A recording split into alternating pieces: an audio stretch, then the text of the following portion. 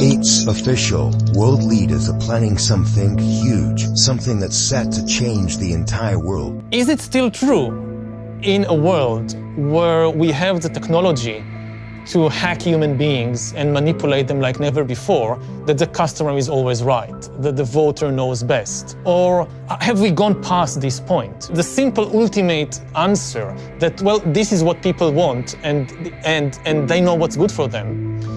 Maybe it's no longer the case. That if you have enough data and you have enough computing power, you can understand people better than they understand themselves, and then you can manipulate them in ways which were previously impossible. Because actually, if you can get people to share a car, you can take out, a lot of cars in the streets. I think it's Singapore where they looked at how they could bring it down to about 40% of the cars if we would use them smarter.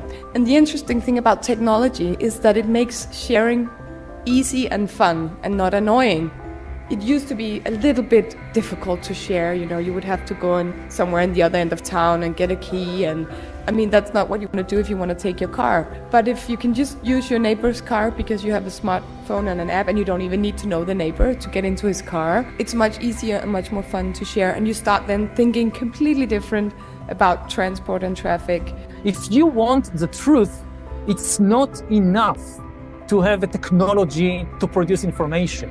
You need institutions that make the effort to separate reliable information from the of unreliable information. The world will be richer and, can work less and have more. We will provide an AI doctor. We will provide an AI tutor. Bill Gates gave a really weird interview today where he was asked about his ties to Jeffrey Epstein. It was reported at that time that you had a number of meetings with Jeffrey Epstein. It was reported that you continued to meet with him over several years, and that, in other words, a number of meetings. What did you do when you found out about his background? Well,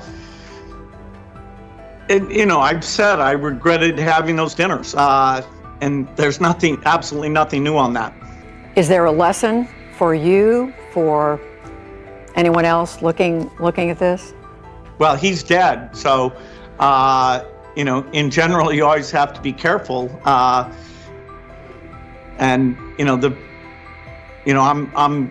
very proud of what we've done in philanthropy. Very proud of the work of the foundation. That's what I get up every day and focus on. He knows what is going to happen. If anything kills over 10 million people in the next few decades, it's most likely to be a highly infectious virus rather than a war. First, we've got population. The world today has 6.8 billion people. That's headed up to about 9 billion.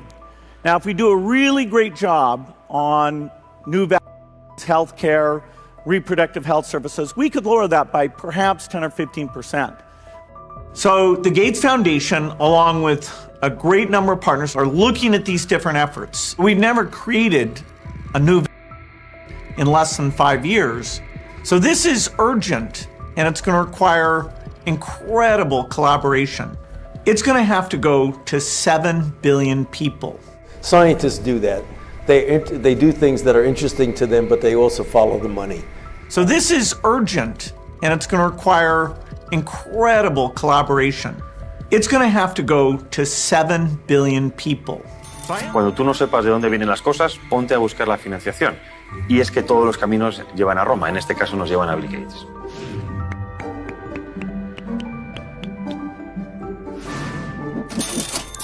And look at things like artificial intelligence. Exactly. And robots. Look at things like gene editing. Exactly. Opening a whole new horizon for medical science. And you see, the difference of this fourth industrial revolution is it doesn't change what you are doing. It changes you. If you take genetic editing, right. Just as an example, it's you who are changed. And of course, this has a big impact on your identity. Yeah. And offer certain kinds of possibilities that have to be careful about. When you began to do that kind of gene editing, some people worry that you are changing what it means to be human. That's that's a problem. And of course, the new industrial revolution offers us many opportunities, but it raises manifold questions on the ethical, but even legal implications. And we have to be prepared for it, and that's what we want to do. Aujourd'hui, au bout de ça, on parle de puces qu'on pourra s'implanter. Ce sera quand ça? Certainement dans les 10 années à venir. Et d'abord, on va les implanter dans nos vêtements, c'est-à-dire wearables, comme on le dit. Et après, on pourrait s'imaginer qu'on les implante dans nos cerveaux ou dans nos topos. Et à la fin, peut-être il y a une communication directe entre notre cerveau et le monde digital. Ce que nous voyons, c'est une sorte de fusion du monde physique, digital et biologique. On appelle quelqu'un, on n'a même plus le réflexe de devoir prendre un appareil, ça se fait naturellement. Hein. La technique continue le corps. Oui, vous parlez et vous dites, je veux maintenant être connecté avec n'importe qui. Et d'abord, vous avez les robots personnalisés. Et j'ai vu que M. Zuckerberg a prédit qu'à la fin de l'année, il va avoir son robot, son butler personnalisé qui est à sa disposition. Donc, comme dans Downton Abbey, on aura son butler personnel, son serviteur, son esclave. Oui, mais il y a une différence. C'est un serviteur qui, avec l'intelligence artificielle, apprend. Et qui n'est pas seulement votre assistant pour des travaux manuels, qui peut vraiment être un partenaire intellectuel. There's a lot of concrete evidence that what is being done is a gigantic scientific study on how it is possible to change, to alter the human DNA so that, as put it, we can be programmed like computers. It's all about control. So I want to talk to you today about the future of our species and really the future of life. We are probably one of the last generations of Homo sapiens. Within a century or two, Earth will be dominated by entities that are more different from us than we are different from Neanderthals or from chimpanzees. Because in the coming generations, we will learn how to engineer bodies and brains and minds. These will be the main products of the economy, of the 21st century economy. Not textiles and vehicles and weapons, but bodies and brains and minds. Now, how exactly will the future masters of the planet look like? This will be decided by the people who own the data. Those who control the data control the future not just of humanity, but the future of life itself. Because today, data is the most important asset in the world. Now, why is data so important? It's important because we've reached the point when we can hack not just computers, we can hack human beings and other organisms. There is a lot of talk these days about hacking computers and email accounts and bank accounts and mobile phones, but actually we are gaining the ability to hack human beings. But what's really interesting is this tweet from Sir Keir Starmer yesterday. Take a look. Showing he's been sitting down with the world's largest asset manager, BlackRock, telling Britain that the only way to secure growth and create wealth is working with private mega wealth funds such as BlackRock. And if you don't know about BlackRock and how they operate, let me tell you a little bit about them. They're the world's largest asset manager with over $8.5 trillion in assets. They have their fingers in every pie you can think of: big pharma, big tech, farming, agriculture, government contracts, and even recently deals with Zelensky to rebuild Ukraine. Isn't that interesting? Their power is so huge that most of all the woke DEI quotas you see at companies all around the world almost certainly lead back to CEO Larry Fink and his company BlackRock. The RNC and the DNC don't want people talking about it because they're both paid by BlackRock. And BlackRock owns the processed food companies that are poisoning us. And they own the pharmaceutical companies that are making $4.3 trillion a year, 5 times our defense budget, treating the chronic disease that's being caused by BlackRock's other, group of companies. BlackRock owns all the military contractors, General Dynamics, Northrop Grumman,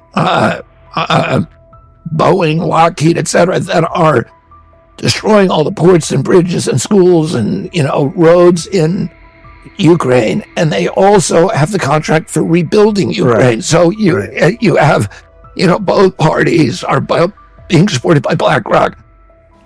I could argue in the developed countries, the big winners are countries that have shrinking populations.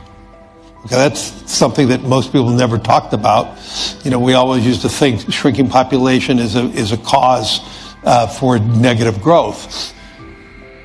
But in my conversations with the leadership of these large developed countries that have xenophobic immigration policies, they don't allow anybody to come in, shrinking unemployment, shrinking demographics, these countries will rapidly develop robotics and AI and technology.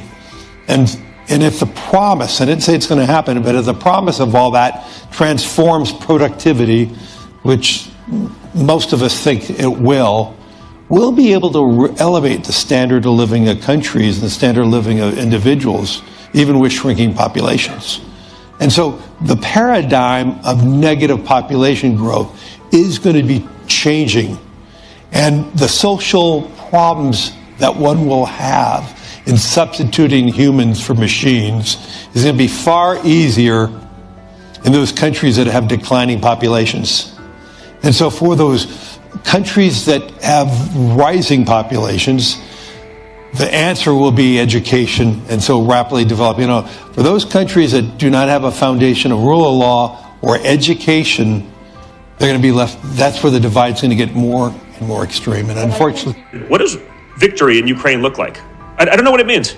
I don't know. Is it just perpetual death of Ukrainians and Russians until they're all wiped out, and BlackRock comes in there and takes over all the farmland? Is that what it is? Because feels like that's what it is to me. They're already selling off land in Ukraine to foreign investors, and they will flood Ukraine with third world immigrants, and Ukraine will not exist in 50 years. There'll be no Ukrainian nation, and we betrayed them like no other country ever. Here's the boss boasting about it himself.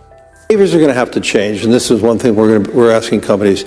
You have to force behaviors, and at BlackRock we are forcing behaviors. What we are doing internally is, if you don't achieve these levels of impact, your compensation could be impacted, okay? You have to force behaviors.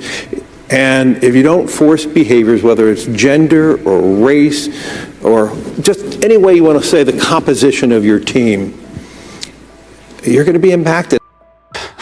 Forced behaviors, you heard that? You guys were talking about the debt and how much, what it means to inflation and everything else, and which of course leads invariably to a conversation we've been having with you now for many years about cryptocurrency and Bitcoin. You have been, I think, skeptical, a bit reluctant to dive completely into the pool, in part over questions about what regulators will ultimately do, etc. I'm curious whether this Coinbase IPO or the moment we're now in has shifted or changed your views at all about where all of this is headed?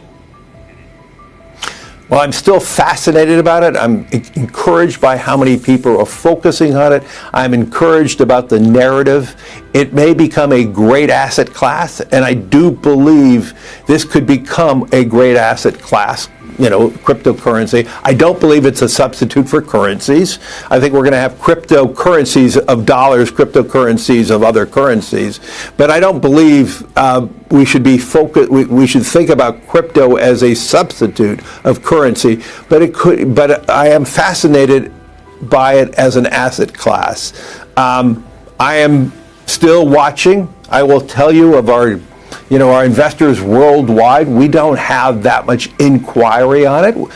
We are investing in it. Rick Reeder's been on your show talking about things that we are doing in it, and we are studying it. We've made money on it. But I'm not here to tell you that we are seeing broad-based interest by institutions worldwide. And you know, I like to say that most of what we do is a reflection of what we are hearing from our clients. And at the same time, America's largest farmland owner, Bill Gates, pictured here, was visiting Downing Street a few days before the budget. The same budget that drops the inheritance tax bombshell on farmers. Number 10, by the way, still won't confirm what Mr. Gates was doing at Downing Street or what the visit was for. Maybe the PM needed some help fixing his computer, who knows?